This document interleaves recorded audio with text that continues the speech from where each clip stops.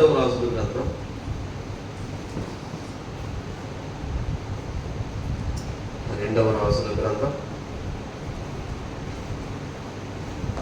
5వ అధ్యాయము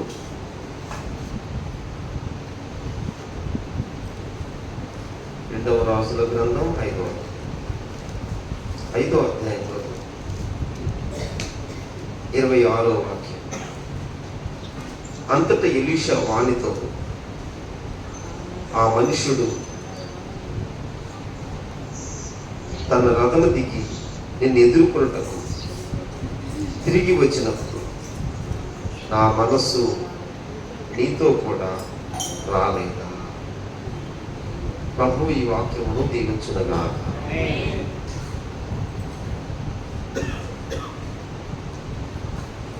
ఎలీషా అడుగుతున్న మాట,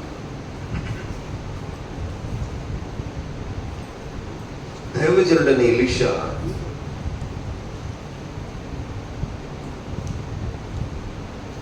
పరిచర్య చేశారు, ఉపచారం చేశారు. ఏలియా దగ్గర పనిచేశాడు. అలా తన పనిలో తాను ఉన్నప్పుడు ఏలియా వెళ్ళి దేవుని సేవకు పిలిచాడట. దేవుడిని పిలుస్తున్నాడు. తను చేసుకుంటున్న పనిని అక్కడే విడిచిపెట్టి, తనంతటిని పని విడిచిపెట్టి ఒక మాట తీసుకుని వెళ్ళి వచ్చేసి ఏలియా వెంట ఉంటున్నాడు. అంతే, ఏలియా వెంట పరిచర్య చేస్తున్నాడు. పరిచర్య చేస్తున్న ఏలియా తర్వాత మరలా ఇశ్రాయేలీయులకు ఓ ప్రవక్తగా దేవుడు ఎలీషా నియమించాడు. ఆమె తను పనిచేశాడు. తగిన సమయం వచ్చినప్పుడు దేవుని పని తనకు అప్పగించాడు. తగిన సమయం వచ్చినప్పుడు పని అప్పగిస్తాడు. నిజమే కదా? మోషే వెంట యెహోషువ ఉంటున్నాడు. యెహోషువ నమ్మకంగానే ఉంటున్నాడు. కానీ తగిన సమయం అప్పుడు ఆ మోషేను పిలిచి, మోషేతోనే ఈ పని తనకు అప్పగించబడిన పనిని వారు నమ్మకంగా కొనసాగించాలి. దేవుని ఏర్పాటు. నా ప్రియ సహోదరులారా, ఎలీషా మాట్లాడుతున్నాడు ఒక మాట.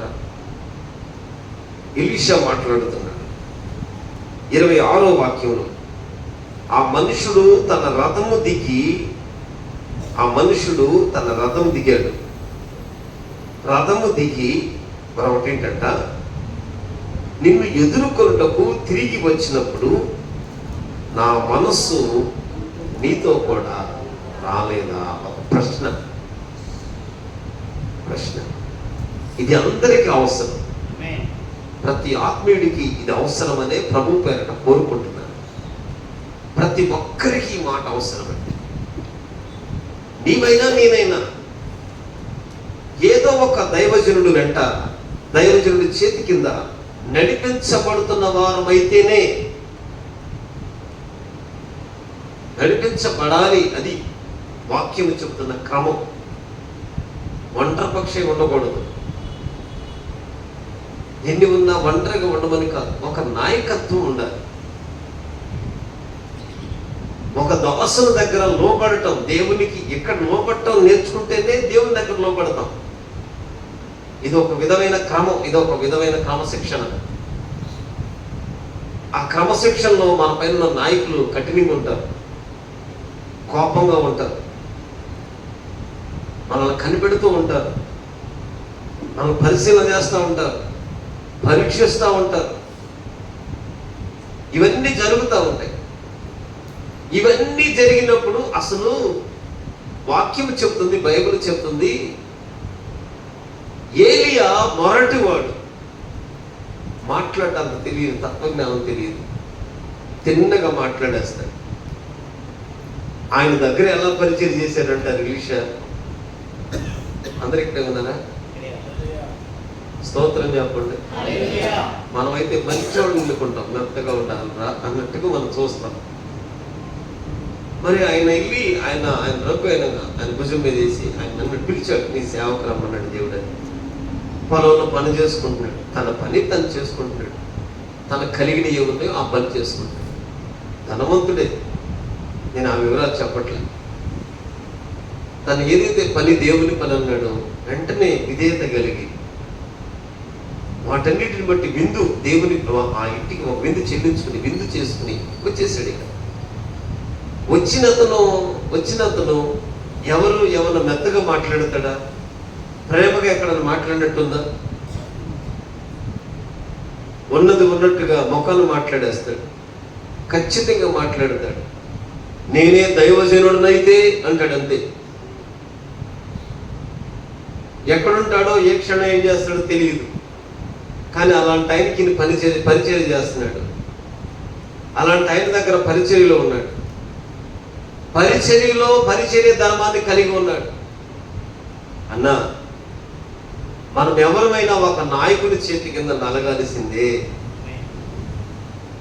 ఏదైనా ఒక దైవ సేవకుడి కింద ఉండవలసిందే. నీకున్న ఏలియా దగ్గర, అమ్మో ఈయన ఎట్లా కాదులే, ఈయన కోపంగా ఉన్నాడు, ఏలియా పద్ధతి నాకు నచ్చట్లేదు, ఏలియా ఏంటో ఎక్కడో ఉంటాడు, ఎలా ఆరాధిస్తుంటాం, తనకి మాట్లాడటం తెలియదు, సరైన వస్త్రాలు సరైన మనం చూస్తాం. కొన్ని చూసి అప్పో ఈయన కాదు, కానీ పిలుపుందిగా, నన్ను పిలిచాడుగా, ఇంకెవరన్నా మంచోళ్ళ దగ్గరికి వెళ్దాం ఎన్నుకోలే. ఎవరు వెళ్ళి పిలిచాడో తన పొలం అనకదనుకుంటున్నాడు, వెళ్ళి పిలిచాడు, దేవుడిని పిలుస్తున్నాడు సేవ ఆయన పనికి, అంతే. ఎవరి నుండి ఎవరి పిలుపు వచ్చిందో ఆయన దగ్గరే ఉన్నాడు. కొద్ది కాలం ఆయన చేతి కింద ఉన్నాడు. ఏదో ఉపచారం, ఏదో పరిచర్య చేస్తున్నాడు. పరిచర్య చేస్తానికి కింద ఉన్నాడు. పరిచర్య చేస్తా మధ్యలో మనస్సమార్థం వచ్చిందనుకోండి, కొంచెం మానవ స్వభావాలు ఇక్కడ పనికిరావుగా, మానవ సంబంధం ఇది కాదుగా. పరిశుద్ధుల పరివారం ఇది, పరిశుద్ధుల సిద్ధపాటు. దేవుని పనికి సిద్ధపడుతున్నాం, దేవుని రాజ్యానికి ఆయత్తం అవుతున్నాం. ఇక్కడ మానవ స్వభావం ఏదైనా విరగొట్టబడాలి. ఆమె సరే, తను ఎలా ఉన్నా తన వెంటే ఉన్నాడు, తన వెంటే నడుస్తున్నాడు. ఇక ఎట్లా నడు తెలుసా? యెహోవా జీవము తోడు, నీ జీవము తోడు, నేను నిన్ను గాక విడవనే మరువనే. ఏది? దేవుడు జీవం, నీ జీవం, నేను నిన్ను విడవను.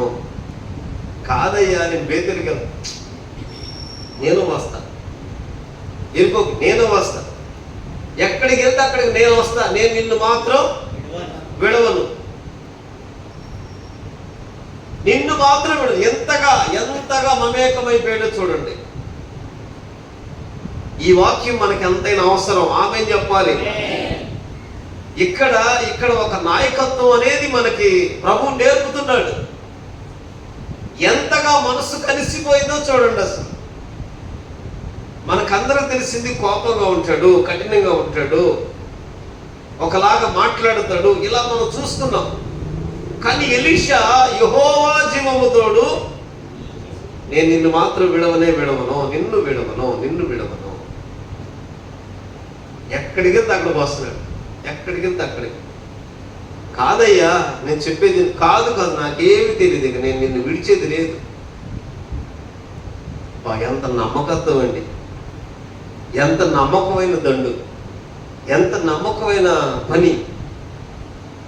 దేవుని పని ఇంత నమ్మకంగా విడుమను కూడా విడవట్ల, మాట కూడా చోటు ఇవ్వట్ల, అసలు చెప్పేదానికి వెంటలా. అసలు నేను నిన్ను విడవనయ్యా అంటున్నాడు. సరే కదా, నా నుండి నీకేం కావాలి? నా నుండి ఏం కావాలంటే, మనమైతే కనుక ఎన్నో కోరుకుంటాం. రేపటి ముందు తరానికి 3 తరాలకు ఆలోచిస్తాం, ఇది అవకాశం అని. ఏమడగల, ఆత్మను కోరుకున్నాడు. అది నీలో ఉన్న ఆత్మ, అది ఎన్ని పడంట? 2 పడు. గమనించండి. దేవుని పిల్లలకి ఇక్కడ క్రమం ఉన్నప్పుడు మనం కోరుకునే దాన్ని బట్టే మనం వెళ్తూ ఉంటాం. మనం ఏది కోరుకుంటున్నామో దానిని బట్టే నడుస్తుంది, అంతే.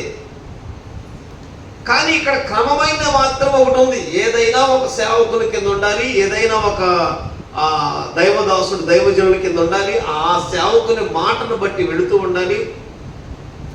అక్కడ చూడండి ఒకసారి, అంటే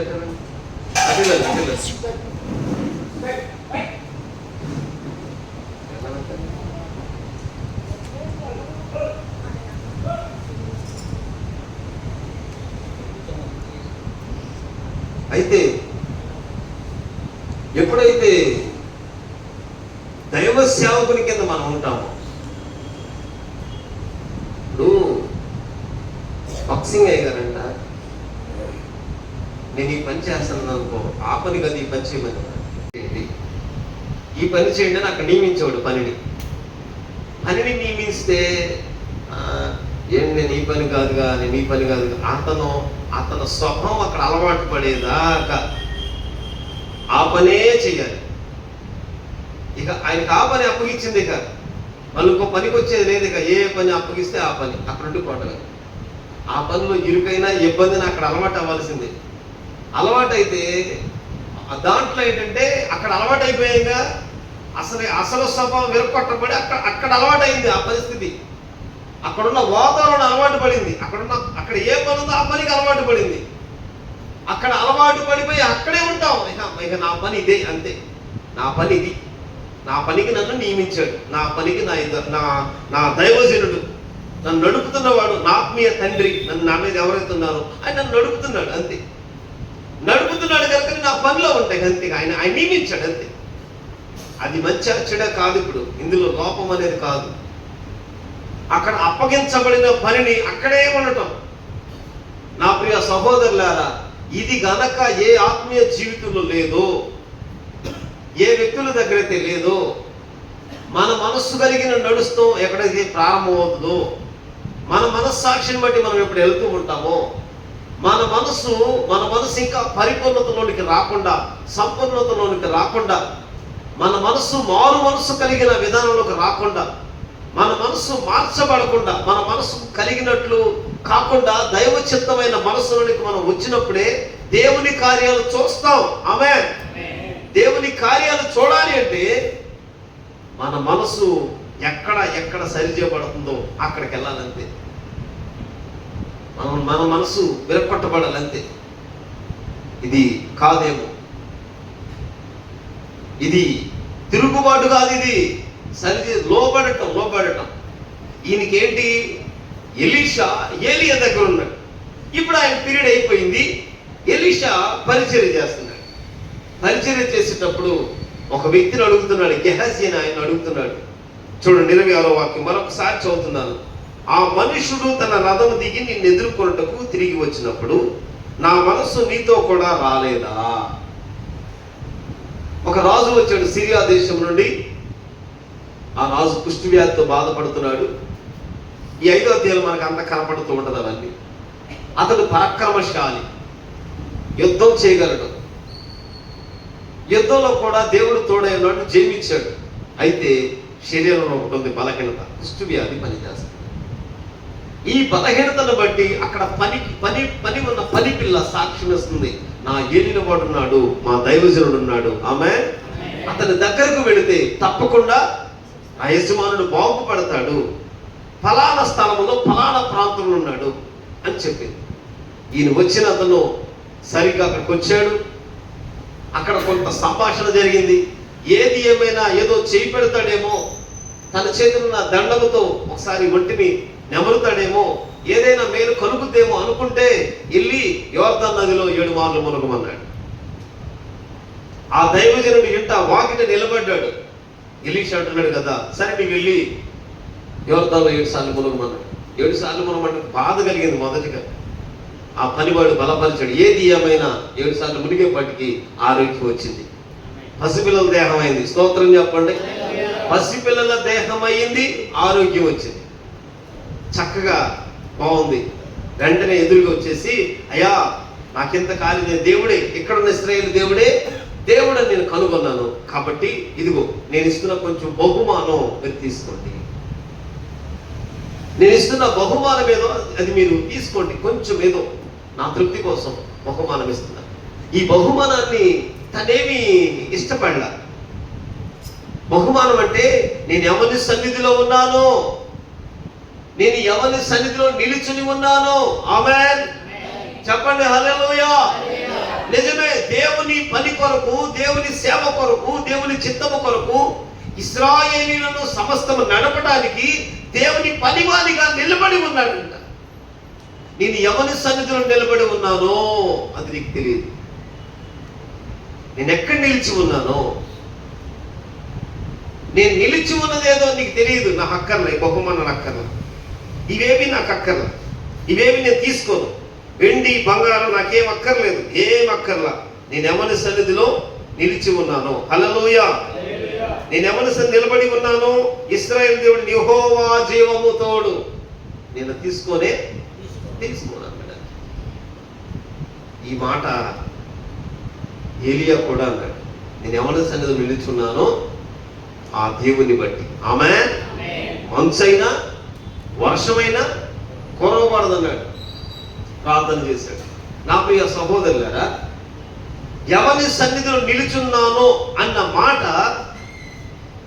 ఎప్పుడు ఆత్మీయ పిల్లలకు ఉండాలి. ఒకవేళ మన ఆధ్యాత్మిక జీవితాల్లో ఈ అనుభవం లేదు అనుకోండి, ఈ ప్రార్థన లేదనుకోండి, మన కలిగిన విశ్వాసం ఇంప్రూవ్మెంట్ అవ్వదు, పెరగదు. ఇంకా అట్లా ఉండిపోతుంది. అట్లా ఉండిపోకుండా ఏ పరిస్థితుల మధ్యలో ఉన్నప్పుడు మాట్లాడాలి. దేవుని కొరకు నిలిచున్నాడు, ఏం అక్కర్లేదు అంటున్నాడు. దేవుని పని కొరకే ఉన్నాడు, నాకేం అక్కర్లేదు. దేవుడే కార్యాలు చేసి, దేవుడే కృప చూపేది, దేవుడు చేయమన్న పని చేయడానికి తను ఇష్టపడి వెళుతున్నప్పుడు ఆ నయమాన్ వచ్చి ఏది ఇచ్చినా నాకు అక్కర్లేదు అన్నాడు, నాకేం అక్కర్లేదు అన్నాడు. సరే కదా అయ్యా, మీ నుండి ఏదో కొంచెం బట్టన్న బట్టికి వెళ్తా. వెళ్ళిపోతున్నాడు. తను వెళ్ళిపోతున్నాడు. వెళ్ళిపోయి కొంత దూరం వెళ్ళిపోయాడట. కొంత దూరం రథములతో వెళ్ళిపోతా ఉంటే వెంటనే ఎలీషా పనివాడు, స్తోత్రం చెప్పండి, గెహజీ అని ఒక పనివాడు పరుగెత్తికి వెళ్ళిపోయి, నా యజమానునికి అసలు మనసే లేదు, వాటిని అంగీకరించడానికి తీసుకోవటానికి నా యజమానునికి మనసే లేదు. ఉపచారం చేస్తున్నాడు, లేదు పరిచర్య చేస్తున్నాడు, ప్రతి విషయంలో చూస్తూ ఉంటాడు. ఏమి లేదని సాక్ష్యం ఇస్తున్నాడు, మనసు లేదని సాక్ష్యం ఇస్తున్నాడు. లేరంటే కట్టండి క్రైస్తవులు సంఘంలోనే ఉండి సేవకునికి వ్యతిరేకంగా సాక్ష్యం ఇచ్చేవాళ్ళు ఎంతో మంది ఉన్నారు. నీ ఉండేది ఆ సంఘంలోనే, నువ్వు తాగే పాలు ఆ దైవజనుడు ఇస్తున్న వాక్యం అనే పాలు, నీవు బలం పొందుకునేది అక్కడే, మేలు కలిగేది అక్కడే, స్వస్థత అక్కడే. ఏదైనా దేవుడు ఆ దైవజనుడి చేత నువ్వు ఆదరించబడుతున్నావు, వాక్యము చేత సేద తీర్చబడుతున్నావు, సరిచేయబడుతున్నావు. అయినా సాక్ష్యం ఇచ్చే దగ్గరకు వచ్చేవాడికి నా యజమానునికి ఆ మనసు, ఏ మనసు అంట, ఈ తీసుకునే మనసు. వచ్చిన గోల్డెన్ ఛాన్సేనా, ఆపర్చునిటీ ఎందుకు పోగొట్టుకోవాలి? వచ్చింది అవకాశం, అప్పుడే మనం అనాథాశ్రయం పెడదాం, అప్పుడే ఏదైనా ఒక మార్కెట్ పెడదాం. సెంటర్లో పెడితే మళ్ళీ నడుతే గారు ఎక్కడ మీకు తెలియదు, మీరు తిరగొద్దు, మీరు ఎక్కడికి వెళ్ళొద్దు, మీరు ఏ మూలకి వెళ్ళొద్దు. ఆ చీటీలు నేను తీసుకుని ఇంటింటికి నేను లాక్కొస్తాను, డబ్బులు ఎట్లా ఆపుతారో నాకు తెలుసు. మీ పేరు బయటికి రాని, మీ మాట బయటికి రాని, మీకు ఎందుకు అట్లా ఉన్నాను, నేను నడుపుతా కథ, నేను నడుపుతా కథ, నడుపుతా. డైవర్ట్ చేసేవాడు పడుతా, తిప్పేవాడు పడుతా. అన్నా, ఎవరి సన్నిధిని నిలబడ్డానో ఆ జీవము కలిగిన దేవుడు అని మాట్లాడు.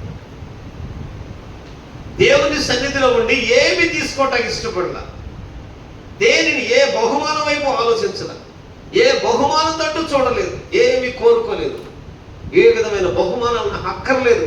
అంతే, మేలు కలిగిందిగా దేవుని మహిమపరుచు, అంతే. మేలు చేసింది దేవుడే, దేవునికి మహిమ కలుగునుగాక. నేనేం చేయపెట్టలేదు, ఏం చేయలేదు, అంతే. దేవుడే కార్యం చేసినాడు, వెళ్ళిపోమన్నాడు.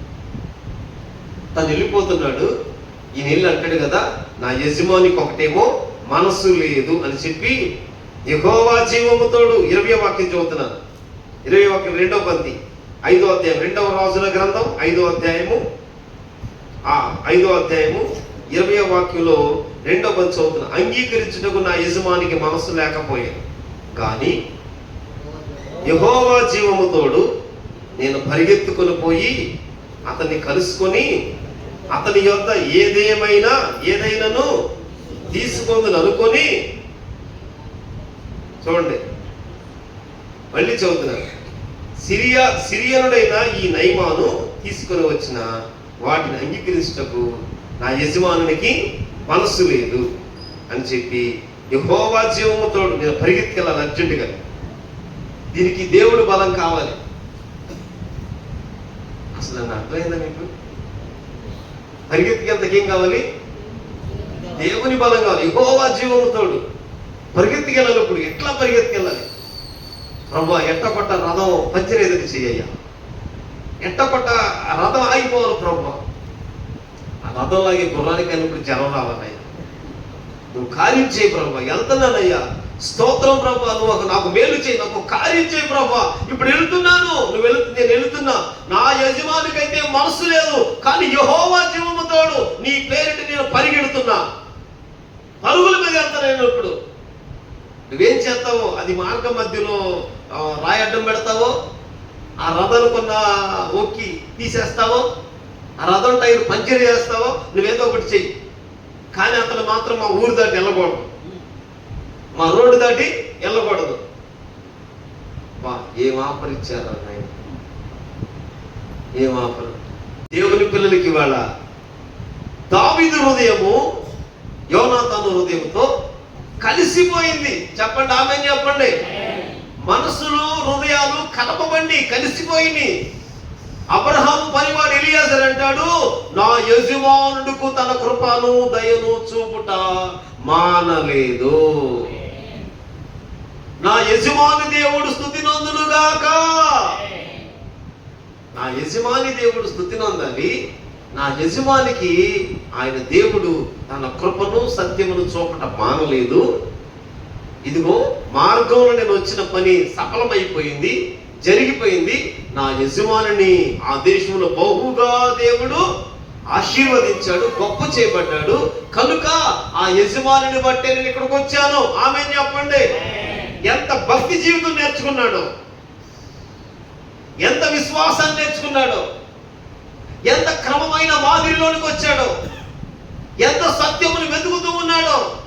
అన్నా, మరొకరైతే కనుక ఇక్కడైతే చూస్తే నా యజమానికి ఆ మనసే లేదు, వాటిని అంగీకరించే మనసు లేదు. యెహోవా జీవము తోడు నేను పరిగెత్తుకెళ్ళిపోయి అతన్ని కలుసుకొని అతని యొద్ద ఏదైనా ఒకటి తీసుకుందని అనుకొని.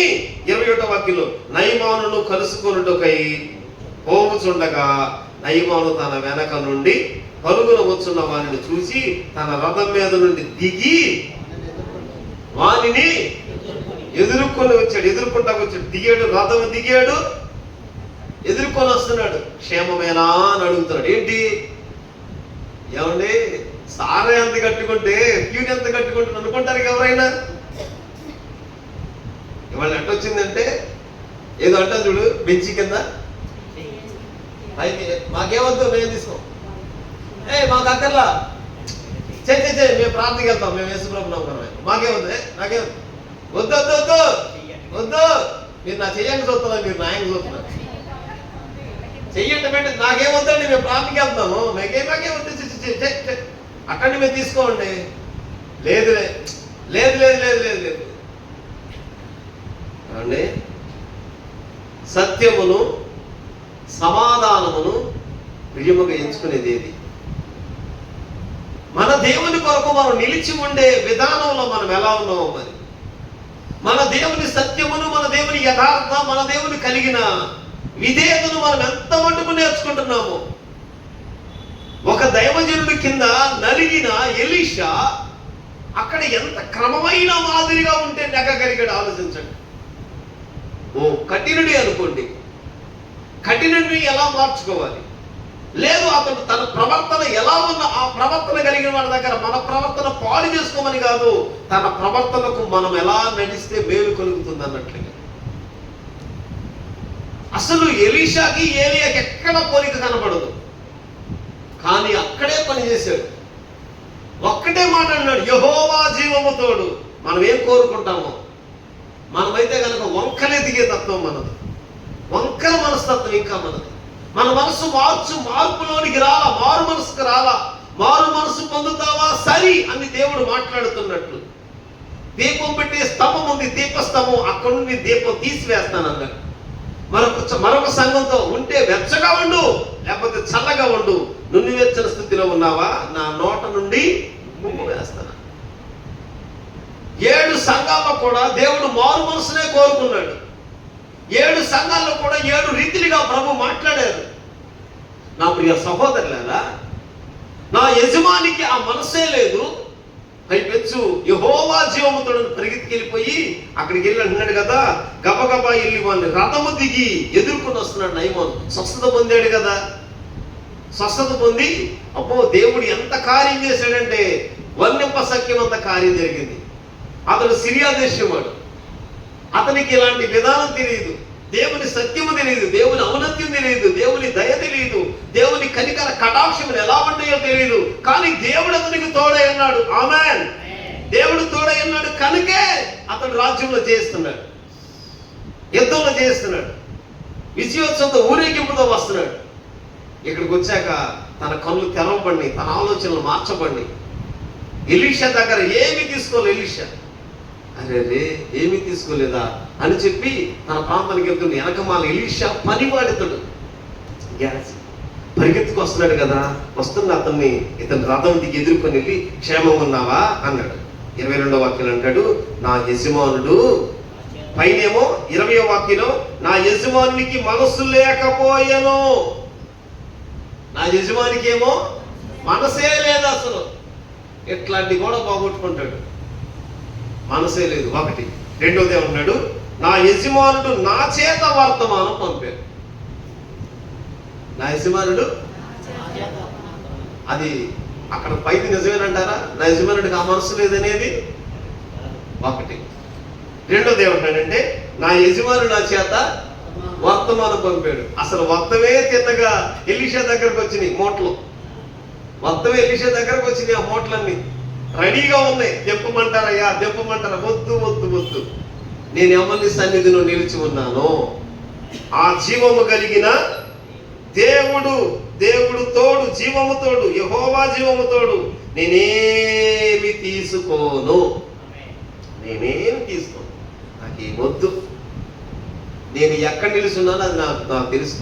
నేను నిలిచున్న సన్నిధిలోనే ఉంది. ఆమేన్. నేను నిలిచి ఉన్న సన్నిధిలోనే సమస్తము సాధ్యమే. నేను నిలిచి ఉన్న దగ్గరే దొరుకుతాయి. పరుగులెడితే దొరకవు, పరుగులెత్తికెళ్తే దొరకవు. ప్రభు పిల్లలకి నిలిచి ఉన్నది తెలియాలి అంటే నీవెక్కడున్నావో అక్కడ ప్రార్థన ఉండాలి. అది రహస్యంగా జరిగే ప్రార్థన, తలుపు వేసుకునే ప్రార్థన. అది నీవు నిలుచుని చేసే ప్రార్థన, క్షమాపణ. నీవు దేవుని సముఖమును అడిగే ప్రార్థన. ప్రతిదీ నీవున్న కాడే ఉంది, నీతోనే ఉంది. నీతో ఉన్నవాడు సజీవుడు, నీ పక్షమే ఉన్నవాడు, కార్యములు చేయటకు సరిపోయినవాడు. హల్లెలూయా. ఆయనే నజరేయుడైన యేసు. ఆ ప్రభు కార్యం చేస్తాడు. నేనెవరి సన్నిధిలో నిలిచి ఉన్నానో ఇంకా మంత్రశక్తులు పరిగెడతాం, ఇంకా ఆంచెలకు పరిగెడతాం, ఇంకా మనం దిష్టిలు తీసి పారేస్తూ ఉంటాం. ఇంకా అయ్యగారి కనపడకుండా లోపల నిమ్మకాయలు కట్టుకొచ్చి అయ్యగారి దగ్గరికి వస్తాం. ఎందుకంటే ఈ అయ్యగారికి అంత నేత్రం లేదుగా. నేత్రం కలిగిన అయ్యగారి దగ్గరికి పనులు చేయలేదు, ఈ చిన్నలు చేయలేదు. వాళ్ళు ముందే చెప్పేస్తారు, మొహం చూడంగానే కట్టావా అంటారు అంతే. అందుకని వాళ్ళ దగ్గరికి వెళ్ళరు. వాళ్ళ దగ్గరికి వెళ్ళే గ్రూప్ వేరే ఉంటుంది, వాళ్ళ దగ్గరికి వెళ్ళే గుంపు. ఇట్లా ఈ మాకెట్లాగో నేత్రం లేదుగా, ఏమీ లేదుగా. వీళ్ళ దగ్గర లోపల కొండలో పెట్టేసి నలభై వచ్చేస్తారు. అక్క ఇంకెంతకాలం చెదిరిపోతావు, ఎంతకాలం నీకు స్థిరం లేకుండా ఉంటావు. ఎవరి సన్నిధిలో ఉన్నానని చెప్పగలిగిన మాట ఏంటంటే, ఎవరి సన్నిధిలో యెహోవా జీవముతోడు, నేను దేవుని ఇశ్రాయేలు, దేవుని సన్నిధిలో నిలుచున్నాను, దేవుని సముఖంలో నిలుచున్నాను. నీ వెండి కాదు, బంగారం కాదు, చీనాలు వస్త్రాలు, ఇంకేమైనా ఏమైనా ఎత్తుకురండి, నాకేం అక్కర్లేదన్నాడు. ఈయన వెళ్ళి నా యజమానునికి ఒకటి మనస్సు లేదన్నాడు, రెండోది నా యజమానుడు నా చేతే వర్తమానం పంపాడు. జాగ్రత్త, నీ నోటి మాట అవునంటే అవును, కాదంటే కాదు. నోటి మాటను బట్టి నువ్వు అన్యుడువో ప్రభువైన దేవుని బిడ్డవో నీ నోరే సాక్ష్యం ఇస్తుంది. నీ నోటిని బట్టే తీర్పు తీరుస్తాడు దేవుడు. తీర్పు సింహాసనం దగ్గర నోరు మాట్లాడద్ది, అన్ని కళ్ళు అన్ని ఏం చెప్పవేక అక్కడ. ఆ ధవళ సింహాసనం దగ్గర జీవం కలిగిన దేవుడు ఏది ఎట్లా వరుసల వారీగా లేపబడాలి. లేపబడినప్పుడు ఆ సింహాసనం ఎదుట నీవు నోరే చెప్పుద్ది, వెళ్ళావా వెళ్ళలేదు, చేసావా చేసిందంతే. ఆ తీర్పుల పునరుద్ధరణలో తీర్పు ఉంటుంది. తీర్పు వచ్చిన తర్వాత ఈ తీర్పులో నిత్యమైన తీర్పు ఒకటి ఉంది, అక్కడికి వెళ్ళిపోతుంది నీ నోటి మాటను బట్టి. ఇక్కడ అలవాటు అయిపోయిందిగా టాక్టిక్స్గా, ఇక్కడ భలే చమత్కారంగా ఎంతమందిని మోసం చేస్తున్నారు, ఎంతమందినైనా గురిడి కొట్టించేస్తాం. ఇక్కడ మాటలు అక్కడ టక్ మార్చేస్తాం. ఇదే విధానం నీకు ఇక్కడ మంచిదే కాదంటలా, ఇక్కడ నిన్ను బ్రతికిస్తుంది, బలపరుస్తుంది, చక్కగా పోషిస్తుంది, నెమ్మదిగా ఉంది, ఇక్కడ నీకు అంత క్షేమంగానే ఉంది. ఇదే అలవాటు ఇట్లా ఉందనుకో పరలోకంలో తేలిపోతాం. పరలోకంలో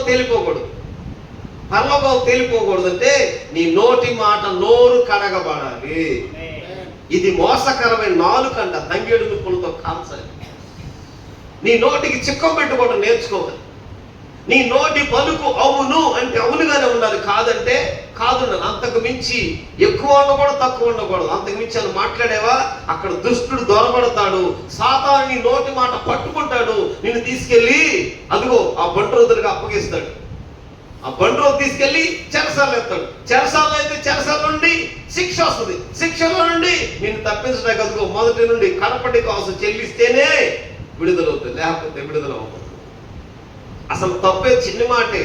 ఈ చిన్న మాట ఎంత ప్రమాదం అయిందన్నమాట. ఒకటి, నా యజమానికి మనసు లేదు. నా యజమానుని కూడా ఏంటంట నా చేతే వర్తమానం పంపించాడు.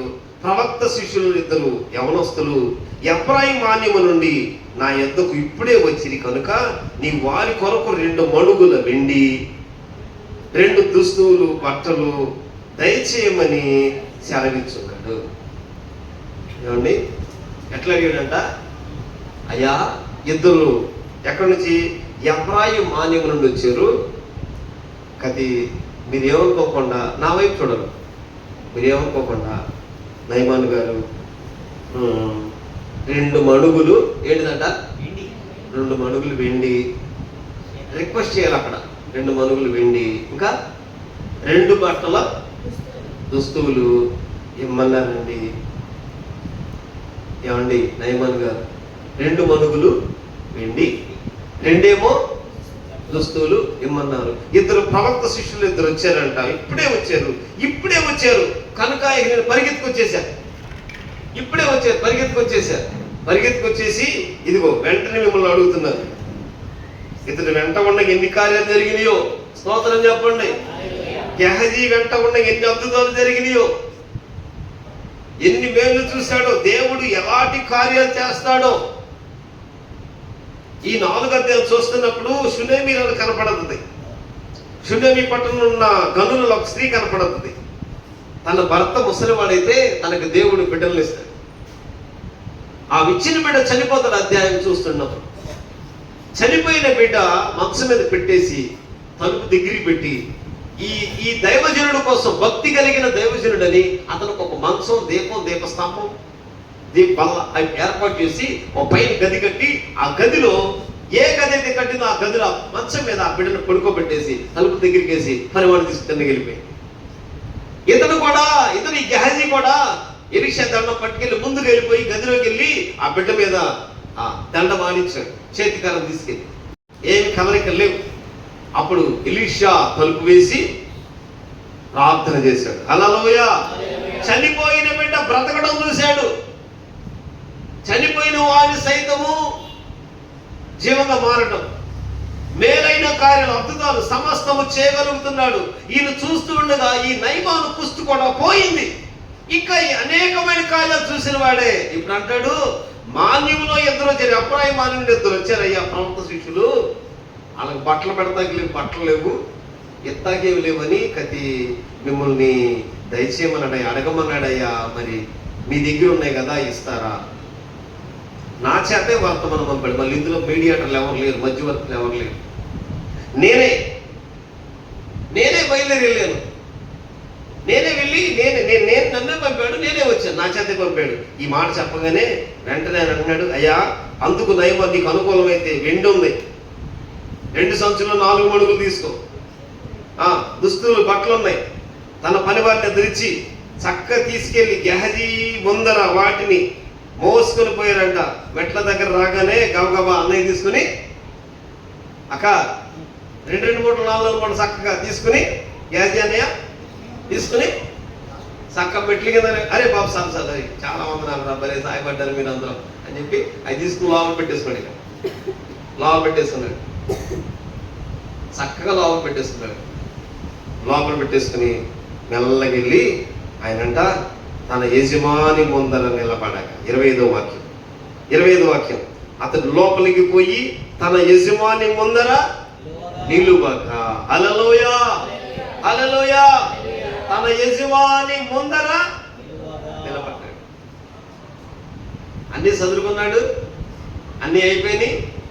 నా యజమానికి మనసు లేదు, నా యజమానుడు పంపాడు అని చెప్పి మరలా ఆయన తిన్నగిల్లి ఆ యజమాని దగ్గర ఎదురుగా నిలబడగా 25వ వాక్యంలో నిలబడగా ఎలీషా వారిని చూసి, గెహజీ నువ్వెచ్చడి నుండి వచ్చితివి అని అడిగాడు.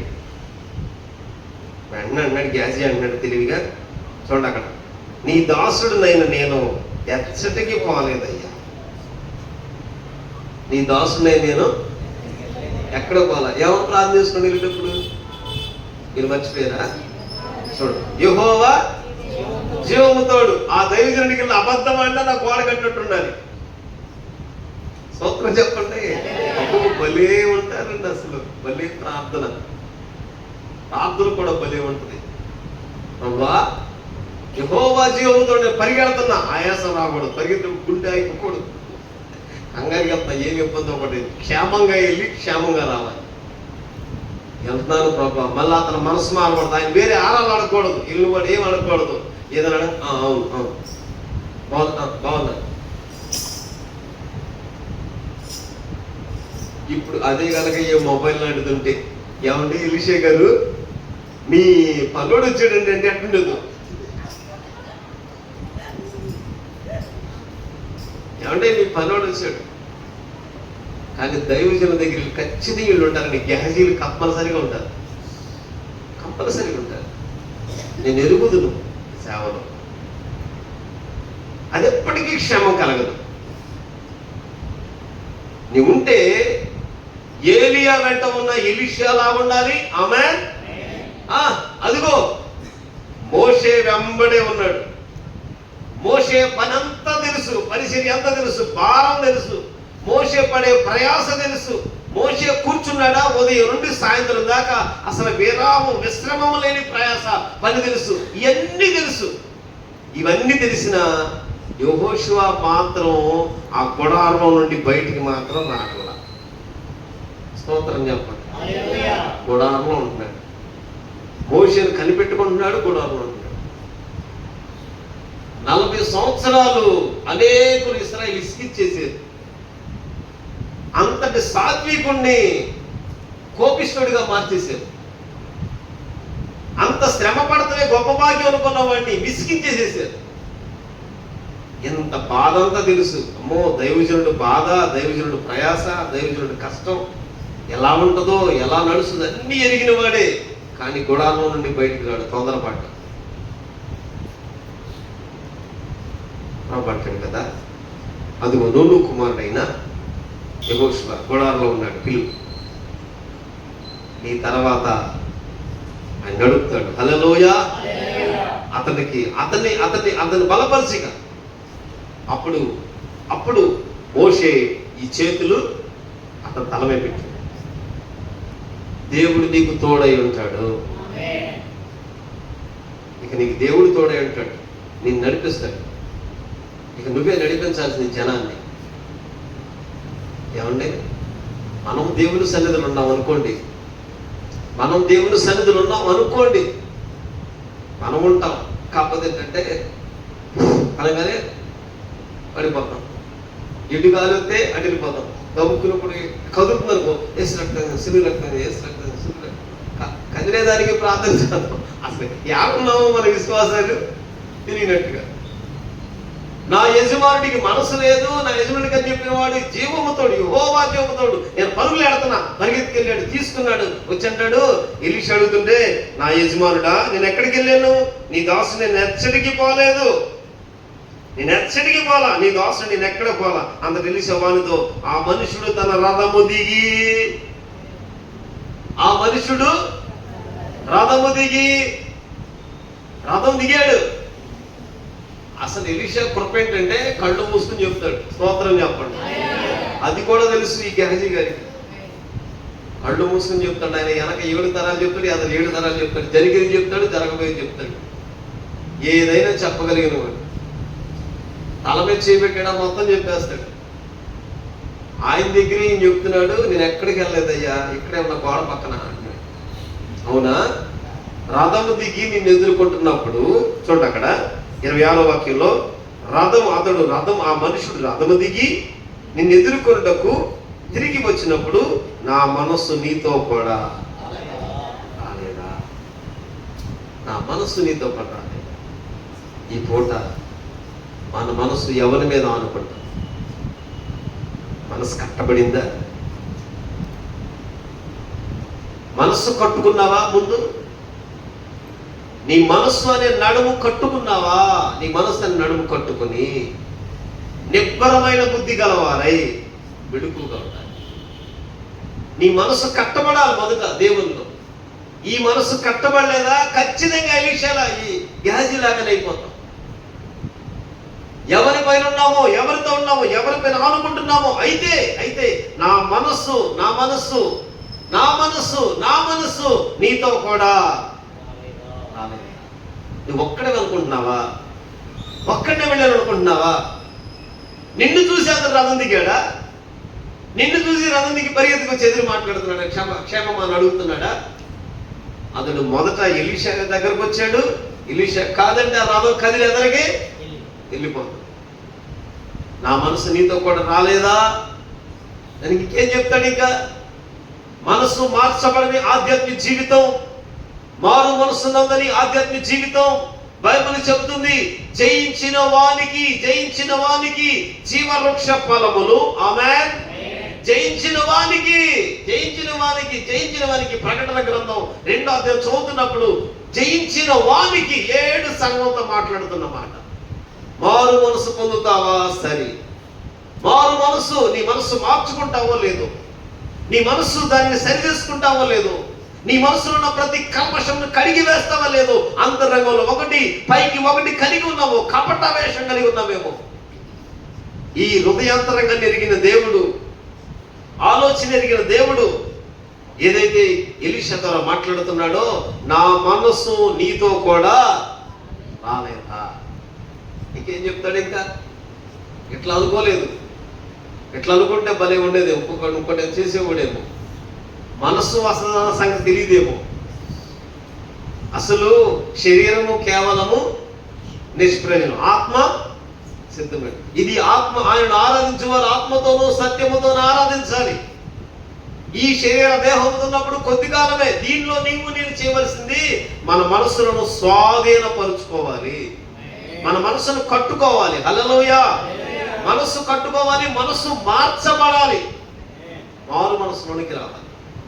మారు మనసు లేదా? మారు మనసు తగిన ఫలాలు లేనట్లుగా ఉన్నామా? ఎంతకాలం అన్నా అద్భుతాలు జరుగుతున్న వాని దగ్గరున్నా, ఆశ్చర్యకార్యం చేస్తున్న వారిని వెంబడిస్తున్నా, ఓ ఆత్మ సంబంధాన్ని దానిలో నువ్వు నాటబడుతున్నా, నీ మనసు ఇంకా మారకపోతే, పాప మనసు, శరీర మనసు, శరీర కార్యాల తట్టు, లోక పాపము తట్టు, లోక వ్యసనాల తట్టు నీ మనసు పోతూ ఉంటే, ఓ దైవజనుడు అడుగుతాడు, నా మనసు నీతో కూడా రాలేదా? ఇదేనా నువ్వు నేర్చుకునేది? ఇదేనా నువ్వు ఇక్కడ నేర్చుకుని ఎంతకాలం? ఇదేనా నన్ను వెంబడిస్తూ చూసింది? సమృద్ధి కలిగిన వాడే ఎలీషా, సంపద కలిగిన వాడే ఎలీషా. వాటన్నిటి తట్టు చూడలేక అవన్నీ అక్కడే విడిచిపెట్టాడు. పొలంలో ఉన్న అన్ని ఏమైతున్నాయో మొత్తం వదిలిపెట్టేశాడు. ఇక మరలా వెనక్కి వెళ్ళలేదు, మరలా వెనక్కి తిరిగేది కాదు. ఎవరో ఏదన్నారని దాని కాదు. సరైన గురి కలిగిన పరుగులోకి వస్తే ఏదైనా విడిచిపెట్టి వచ్చేస్తాం. ఆమె చెప్పండి. ద్వంద్వ మనసు ఉంటుంది, రెండు మనసులు. బైబిల్ చెబుతుంది. యాకోబు రాసిన పత్రిక చూడండి ఒకసారి. యాకోబు రాసిన పత్రిక, యాకోబు రాసిన పత్రిక, యాకోబు రాసిన పత్రిక 1వ అధ్యాయం. యాకోబు రాసిన పత్రిక 1వ అధ్యాయం.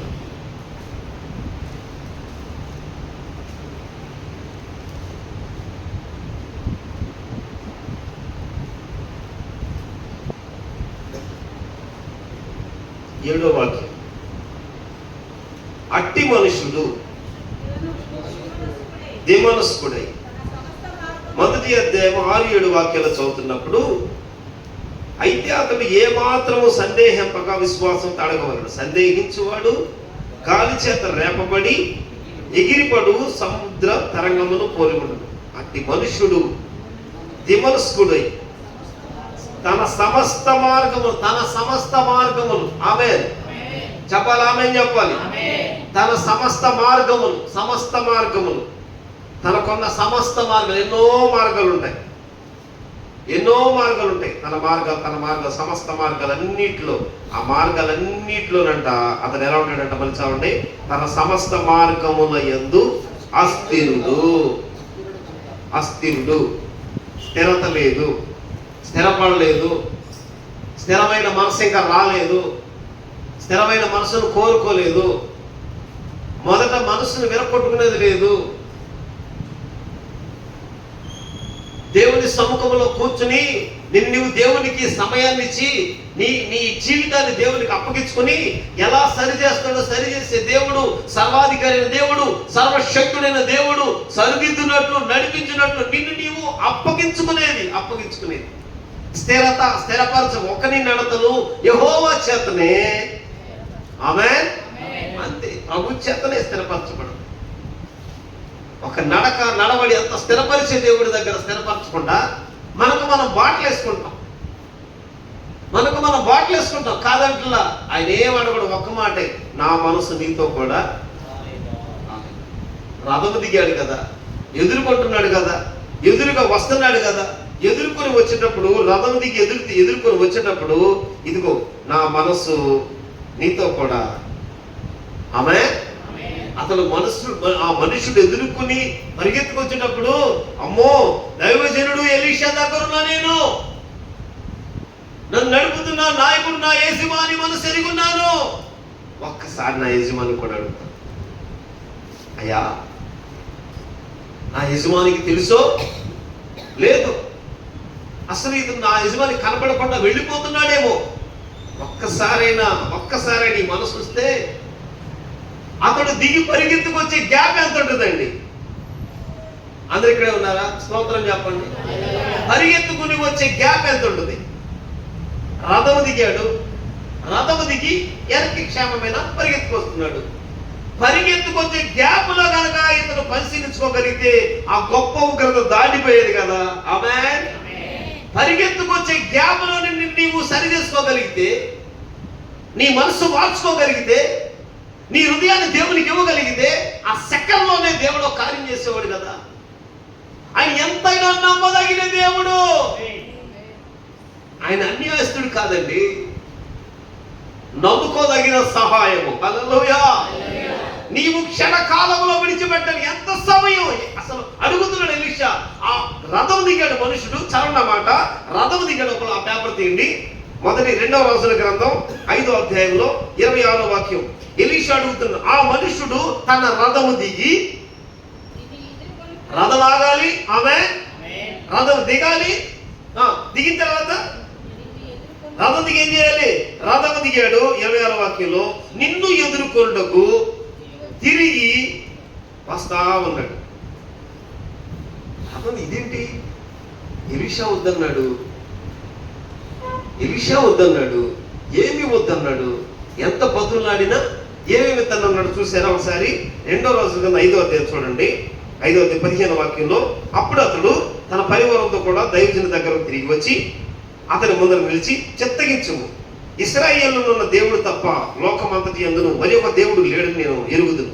ఇప్పుడు నీవు నీ దాసుడైన నా యొక్క బహుమానము తీసుకొనవలసినదని అతనితో చెప్పగా ఎలీషా అంటున్నాడు, ఎవరి సన్నిధి నేను నిలబడున్నానో ఇశ్రాయేలు దేవుడిని యెహోవా జీవము తోడు నేనేమి తీసుకోను. నయమాను ఎంతో బతిమాలినను, యెహోవాకు ఏదైనా ఏదో ఒకటి ఎంత బతిమిలాడినా వద్దన్నాడు. ఇప్పుడు ఎవరు పరిగెత్తుకొచ్చారు? అందరు ఇక్కడే ఉన్నారా? బతిమిలాడిన ఆయన ఏం వద్దన్నాడు, బతిమిలాడిన తర్వాత ఇప్పుడు ఎవరైనా ఆయన చేతి ఏమంటున్నా గ్యాజీ పరిగెత్తుకొస్తున్నాడు ఏంటి? రథం దిగి రాజులు ఆలోచనలు మనకు రాదులేండి. ఇప్పుడు ఎవరిని బట్టి వారి ఆలోచన ఉండదు. తనంత సైన్యాన్ని జయించిన వాడు, సైన్యాధిపతి, సిరియా దేశాన్ని జయించిన వాడు, ఆ దేశానికి పేరు ప్రఖ్యాతి కలిగిన వాడు, ఇదేంటి అంతటా ఆయనే వద్దంటే ఈయనెందుకు వస్తున్నాడు? ఈయన పరిగెడుతున్నాడు ఏంటి? ఏం జరిగింది? క్షేమమేనా అని అడుగుతున్నాడు. క్షేమమే. మళ్ళీ మారు మాట్లాడు, నా యజమానుడు నాతోనే వర్తమానం పంపాడు. అనుకోకుండా ఇద్దరు వచ్చారంట.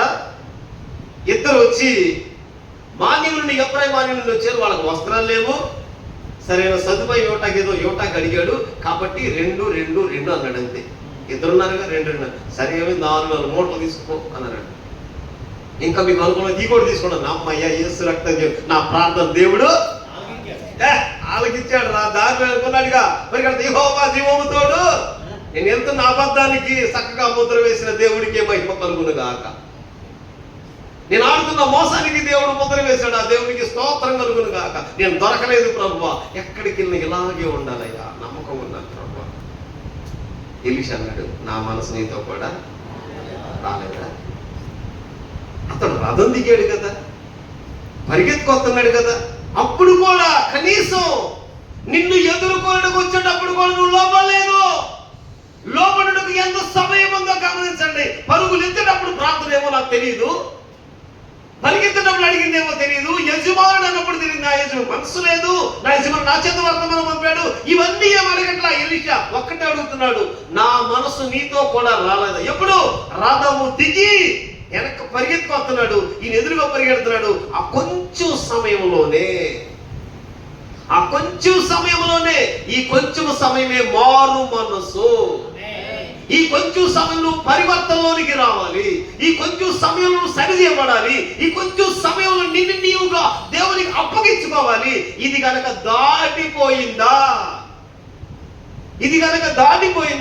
ఎలీషా అంటున్న మాట చూడండి. ఆ మాట 26వ అధ్యాయం 26వ వాక్యం 5వ అధ్యాయము 26వ వాక్యం కింద మాట చదువుతున్నాను. 26వ కింద మాట తర్వాత మాట చదువుతున్నాను చూడండి.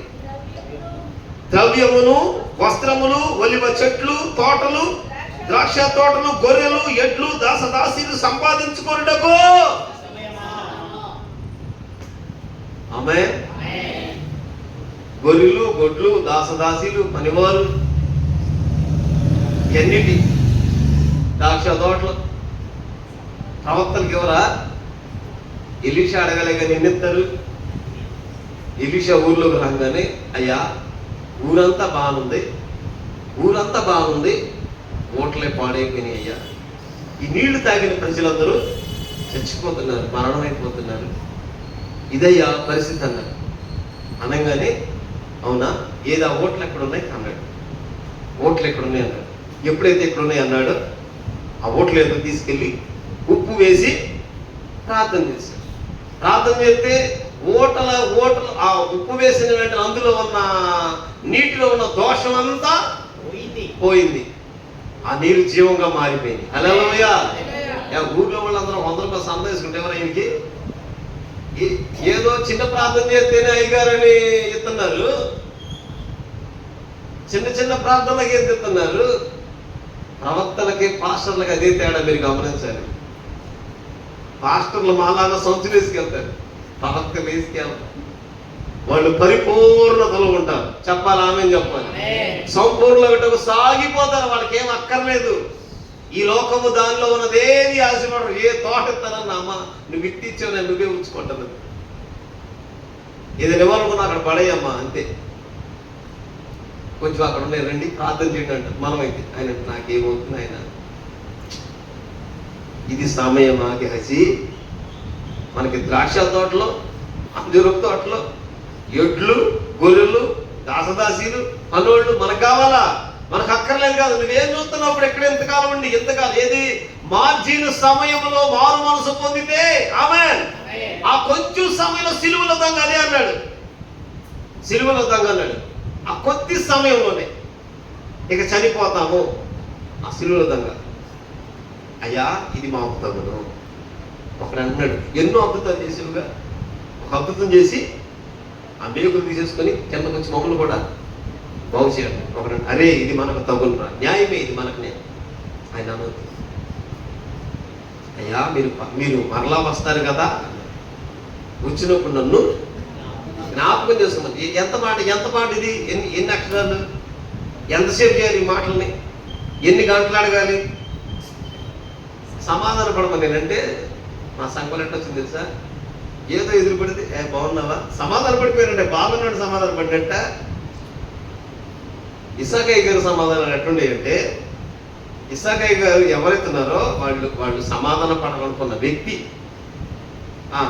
ఆ వ్యక్తి పక్కన వాళ్ళు ఒక వ్యక్తి, ఈ వ్యక్తి ఇద్దరు కలిసి అక్కడికి వెళ్ళాలి, ఆ ఇంటికి వెళ్ళాలి. ఆయన అనాలి, మీకు తిట్టారా? పలానా తిట్టానయ్యా, పలానా అన్నానయ్యా, పలానా చేశానయ్యా, ఇంతకాలం నాకు బాధ ఉంది, ఇన్ని బాధలు ఉన్నాయి, ఎంత కోపం ఉందయ్యా, నువ్వు అక్కడ పెట్టలేదు. ఆయన బాధ అంతా అక్కడ చెప్తే, ఆ మాటలను చెప్తే, మీ ఇద్దరి మధ్యలో నీతో పాటు ఒక వ్యక్తి వస్తాడు. వాళ్ళందరూ ముందు ఒప్పుకోవాలి, వాళ్ళ కాళ్ళు పట్టుకోవాలి, క్షమించమని అడగాలి. అబ్బో కొత్త సమాధానం తెచ్చారు ఈ మధ్య. ఏమి నువ్వు ఎదురుపడి బాగున్నావు అక్క, బాగున్నా, సమాధానం పడతావు నాయన, నువ్వు సమాధానం పడతావు, నేలపై పడతావు. నీ సమాధానం సైతం నిన్ను ఎత్తుకిపోతాట. సమాధానం అనేది అది. సమాధానం ఏంటి? సమాధానం అదే వెంటనే నీ నోటితో నువ్వు ఒప్పుకోవాలి. నీ నోటితో ఒప్పుకుందని విడిచిపెట్టాలి.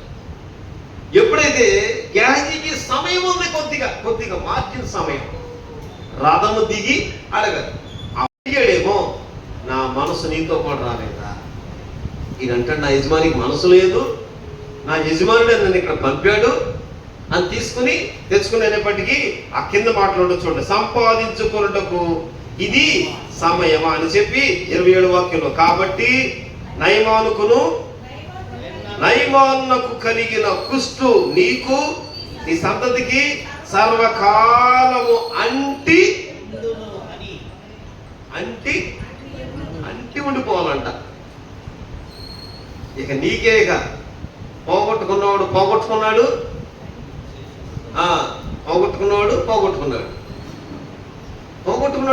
ఎంత బుద్ధిహీనత! కొంచెమే బుద్ధిహీనత త్రాసులో ఏం చేస్తుంది? తేలిపోతుంది. ఈ కొంచెం బుద్ధిహీనత చాలు తేలిపోతాయి.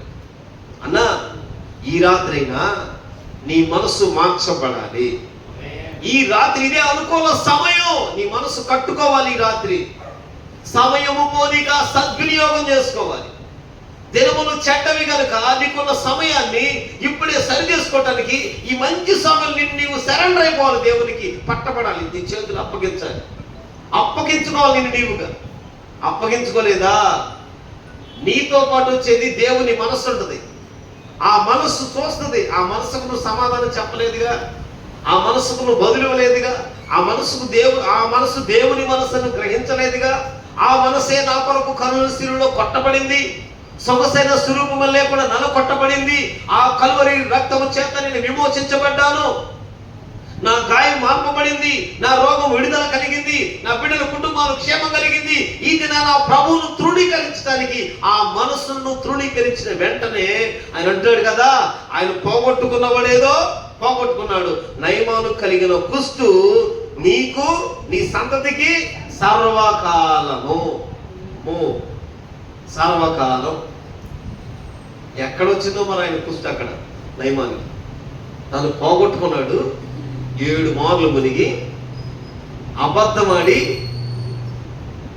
ఆ మనసును ఆయన అనుకున్నాడు, ఆయన మలుచుకున్నాడు. ఏమి కాదులే, ఏమైంది, కొంచెమేగా, ఏమైంది, మనం తీసుకున్నాం, ఏదైనా చెబుదాం అనుకున్నాడేమో. ఎట్లని చెప్పవచ్చు, నేను సన్నిహితంగా ఉంటాను కదా, ఏదైనా చెబుదాం, సమయం చెబుదాం, మాట చూసి చెబుదాం, ఆలోచన చూసి చెబుదాం, ఏమైంది, రేపు ఏదైనా మాట్లాడదాం, టైంలో మాట్లాడదాంలే అనుకున్నాడేమో. పద్దాక గెహజీ పలానా కావాలి పలానా అంటా ఉంటాడు కదా, చెబుదాంలే. ఈ మూటలు దీని కింద పెట్టిన మూటలు ఆయనకి తెలియదు కదా. అసలు ఆశ్చర్యం ఏంటంటే ఆయన ఆయన ఆయన చేసిన అద్భుతాలు ఎన్నో ఉన్నాయి.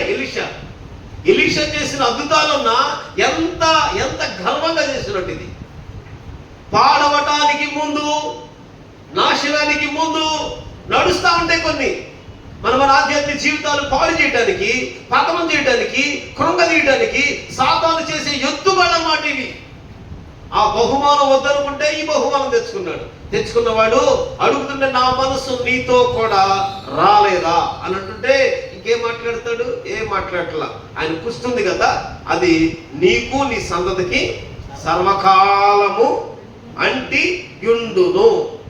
అంటి ఉంటది కదా, దాన్ని విడిపించేవాడు లేరే. ఇది తెచ్చుకుంటా కాదు, మనం వెంబడించి నీ మనస్సు మార్చబడాలి, నీ హృదయం పరివర్తనలోనికి రావాలి, నీ ఆధ్యాత్మిక జీవితం సరిచేయబడాలి. ఈ రాత్రైనా ప్రభువైన దేవుని యేసు క్రీస్తు యందు విశ్వాసంలోనికి రావాలి.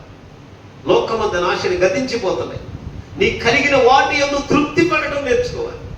నీ కలిగిన కొంచెంలో దేవుని యందు నేను నీతిగా ఉన్నానా, దేవుని సముఖంలో ఉన్నానా, అయితే నా దేవునితో ఉన్నాను అంతే చాలు అన్నట్టుగా నిరీక్షణ కలిగిన వారిగా ఉండాలి తప్ప లేని దానికోసం, కాని దానికోసం ప్రయాసపడకూడదు, పాల్గొలాడకూడదు.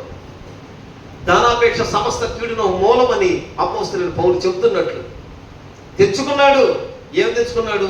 తను ఒక్కడే తెచ్చుకుని తన సంతతి ఎట్లాంటిది, సర్వకాలం అంటించాడు.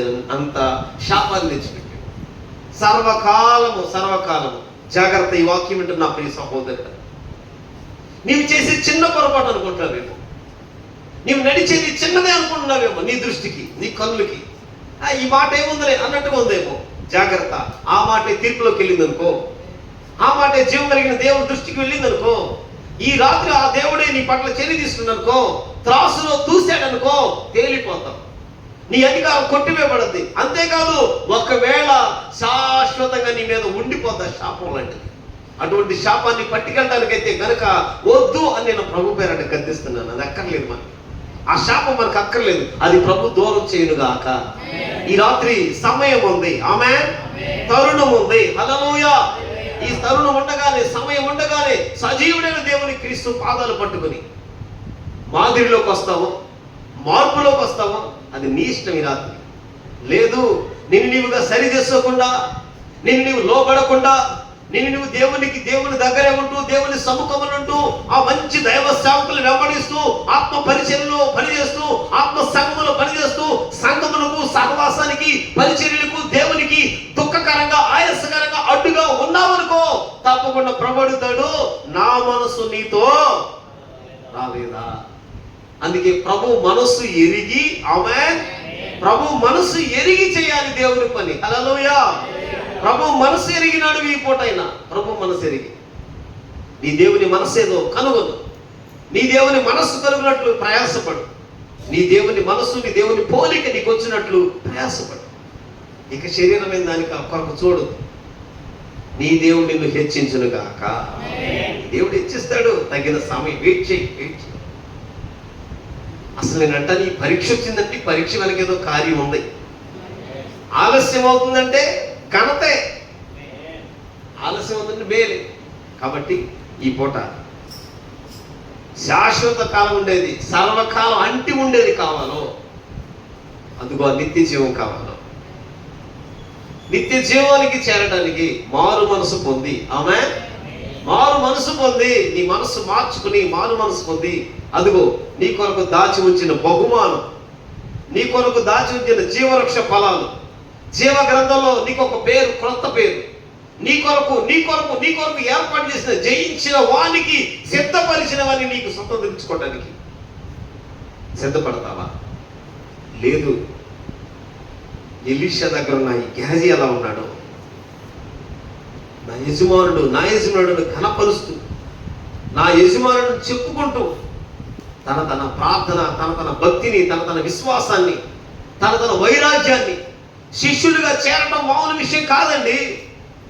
శిష్యుడు అనే మాటకు మామూలు విషయం కాదది. సమస్తం అందులో కొన్ని విడిచిపెట్టాలి. తన వైరాగ్యం, తన విశ్వాసం, తన భక్తి జీవితం, తన మాదిరైన జీవితం, తనకు సంబంధించినవన్నీ ఆ కాలంలోనే అయ్యా ప్రవక్త శిష్యుల్లో ఒకడు నా యజమాని అయ్యా, ఎంతగానో భక్తి కలిగి జీవించాడు. ఆ సంగతి మీకు తెలుసయ్యా. అతడు చనిపోయాడు. నా పిల్లలిద్దరి వల్ల అప్పులైపోయి పట్టబడిపోయారని ఎలీషా దగ్గరికి వెళ్తే, ఎలీషా నేను నీకేం చెయ్యాలి చెప్పండి? ఆమె చెప్పండి. ఎలీషా నేను నీకేమి చెయ్యాలి? నీకేం చెయ్యాలి? నేనేం చేయమంటావు? నన్నేం చేయమంటావు అన్నాడు. నీ దగ్గర ఏముందో నన్ను ఏం చేయమంటావు? అవంటదయ్యా నూనె ఉందయ్యా, నూనె ఓ సరే, నూనె పాత్ర ఉంది కదా, ఇదిగో తలుపు వేసుకుని ఇరుకు పరుగు పాత్రలను సమకూర్చి ఆ నూనెతో ఆ పాత్రలన్నిటినీ నింపమని. ఇంటి నిండా పాత్రలు సమకూర్చారు. ఆ నూనె పాత్రలని నింపగా మిగిలిపోయింది. హల్లెలూయా! నింపగా మిగిలిపోయింది. ఎలీషా దగ్గర పొందుకునే మేలు నీకు కావాలా? ఎలీషా యొద్ద నుండి ఈ రిసీవింగ్ కావాలా? నీ ఇష్టం. నీ మనసు ఎప్పుడు పరివర్తనలోకి వస్తుంది. ఇంకా ఎప్పుడు నీ మనసు విరగొట్టబడుతుంది. నీ మనసు ఎప్పుడు కట్టబడుతుంది, ఎప్పుడు సరిచేయబడదు. నీ మనసు పాడైపోతే ఇంకెవరు సరిచేయలేదు. ప్రాకారలేక పాడైపోయిన పొలం ఎంతో తన మనసును అణుచుకోలేని వాడు కూడా అంతే. తన మనసు అణుచుకోలేకపోతే, పరాక్రమం ఉండినా, పట్టుకోగలిగిన మనసు ఉండినా, యుద్ధం చేయగల నైపుణ్యత ఉండినా, మాట్లాడగలిగినది ఏదైనా ఉన్నా, ఎన్ని ఉన్నా, నీ మనసు కనుక పాడైపోతే సరేది ఏమీ లేదు. కనుక ఈ పూట గెహజీ వంటి మనసు మనకు అక్కర్లేదు. అని తీసివేసుకుని ఆమె కలువరి సిలువ యొద్దకు రా. ఈ పూట నీ కొరకే చనిపోయి తిరిగి లేచిన పునరుద్ధరణైన ప్రభు నిన్ను ఆదరించును గాక. నూతన మనసు ఆమేన్ ప్రభు దయచేయును గాక. నూతన కృపను అనుగ్రహించును గాక. ప్రభు మాటలు దీవించి కృపలో ఆశీర్వదించును గాక. ఆమేన్. ఆమేన్.